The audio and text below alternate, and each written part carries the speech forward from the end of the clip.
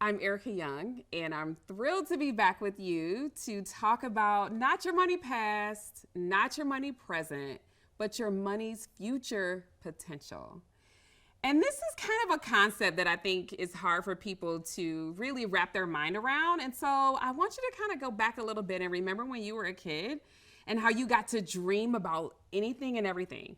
When you ask a young 5 year old what they want to be when they grow up, they'll say a firefighter. They might say a unicorn. They might say a mermaid. They might say a veterinarian. They have no bounds to their ability to dream.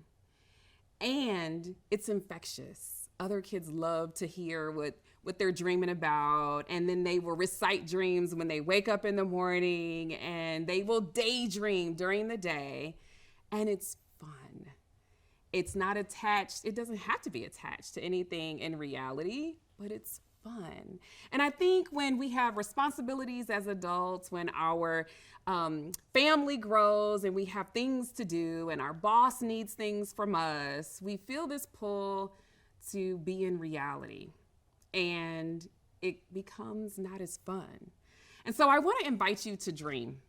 The only way that we can talk about the future is if we allow ourselves to sit and dream. It might require you to get into your favorite chair with your favorite blanket, a nice glass of wine or a cup of coffee. I like chocolate. And close your eyes and think about all the possibilities for your life, your finances, if money were no object.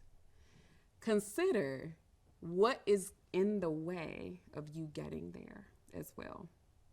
Just think about it. And then for those of you who like to write or who like to journal or record yourself, there are easy ways to do that with your phone. What comes up for you? It might be a word, it might be a phrase, it might be a whole paragraph or a page of what you come up with, and talk to somebody about it. I think accountability here is so important. Having a dream session with other people is fun. That might turn into you doing a dream board. I used to think these people were a little crazy when they would do that, but I found myself doing that a couple of years ago, and I love it because every day I see this board of all the possibilities that could be available to me for the next 365 days. And you might want to do that as well.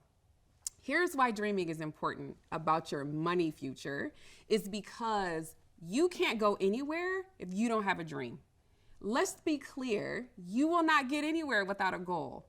If you wander, anywhere will do, right? So let's think about why we're dreaming. First, we want to invest in ourselves. My husband and I were in a lot of debt, and we couldn't do this all by ourselves. Like, getting out of debt by yourself is hard, laborious, and no fun, to be honest with you. And so we read books, we listened to radio programs, we went to conferences, we invested in ourselves in order to have the dream of becoming debt free. That's vitally important. And then you probably need to invest some money. So let's talk about investing some money into your emergency fund or for your future. If you want to step away from working at some point, you're going to have to set some money aside. So literally, this is the point where you might want to say, pay yourself first, set aside that 10%, put something away after you've looked at your money present to figure out how to do that, and invest in your future self with dollars, literal dollars. And then thirdly, you want to invest in your legacy.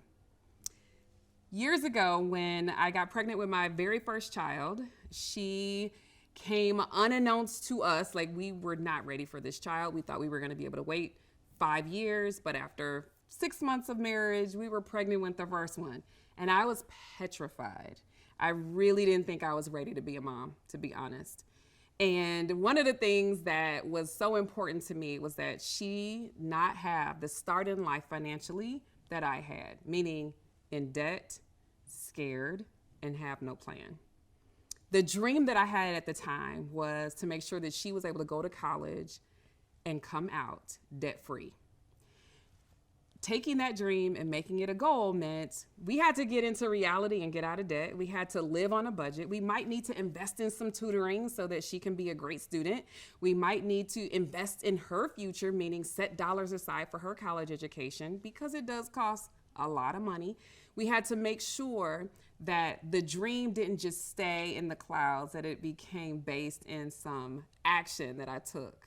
And so my husband and I got on the same page about how we were going to do that. And 22 years later, she graduated from college with no debt, no car debt, no student debt, and no credit cards. We've changed our legacy. That is one way you can bring your dream into reality and put some action towards it. The other thing that I think is really important is for you to have an accountability partner, somebody that you trust, a mentor, someone who's a little bit ahead in life than you are, somebody that you can talk to and share some of your challenges with money, share some of the things that aren't working, and help amplify the things that are working. It doesn't, every time you look at your money, it doesn't have to be a bad news story. There could be some good things that come from what you actually see and the action that you take. And being able to share that with somebody is vitally important. So I think it's really good to share those good vibes, not just with those that are coming after you, but with others that you are around. So the one question that I want to leave with you is, who do you want to become, financially speaking? That is a part of your money's future potential and the possibilities that are available to you. Think about, who do you want to become in 12 months? Who do you want to become in 5 years? Who do you want to see yourself as maybe in 20 years? What does that look like? And then bring it down into reality and say, what do I need to do to make that dream come true? I've had a client who, in retirement, their biggest goal was to take a trip around the world. And they wanted to be able to do that in the short term due to health challenges that they were experiencing. And so one of the biggest dreams was to save money for this once in a lifetime trip around the world, and them getting quiet about where they wanted to go and getting very clear about how long they wanted to be there and how they wanted to experience this trip, brought it down into making some goals that made it really important for them to budget and save continually for this particular goal that was less than 2 years away. And so they got a chance to take a month and a half away from normal life to be able to experience many different countries, as well as to have the moment with each other that they might not be able to experience in 10 years. Here's the point.